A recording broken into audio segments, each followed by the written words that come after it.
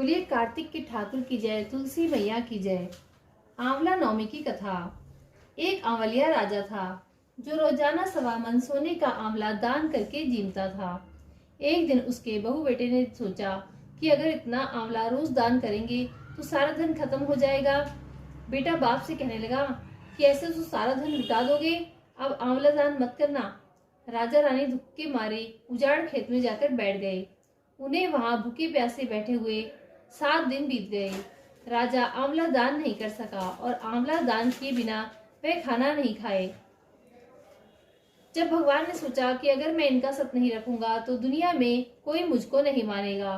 भगवान ने राजा से सपने में कहा कि तू उठ और देख, तेरे पहले के जैसा ही राजपाट हो रहा है और आंवले का पेड़ उग रहा है। उठकर आंवला दान करो और जीमो। राजा रानी ने उठकर देखा तो पहले के जैसा ही राजपाट और सोने का आंवला हो रहा था। वे लोग रोजाना पहले की तरह 1.25 मन सोने का आंवला दान करने लगे। उधर बेटे बहू के अन्नदाता से बैर पड़ गया।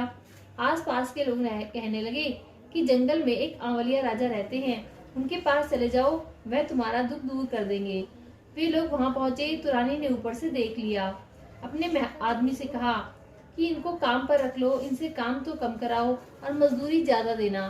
एक दिन रानी ने अपनी बहू को बुलाकर कहा कि मेरा सिर धो दे।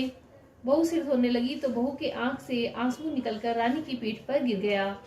रानी ने पूछा कि बहू तू रोने कैसे लगी, जैसी बात है बता। बहू बोली कि मेरी सास की पीठ पर भी ऐसा ही मस्सा था, वह भी 1.25 मन आंवला रोजाना दान करती थी, मगर हमने उन्हें आंवला दान करने नहीं दिया और घर से निकाल दिया। तब सास बोली कि हम ही तुम्हारे सास ससुर हैं, तुमने तो हमें निकाल दिया, लेकिन भगवान ने हमारा सत रखा। हे भगवान, जैसे राजा रानी का सत रखा वैसे सबका रखना, कहते सुनते हुंकारा भरने वालों का रखना, हमारा रखना, हमारे सारे परिवार का रखना। बोलो आंवला नवमी की जय, कार्तिक के ठाकुर की जय, तुलसी मैया की जय।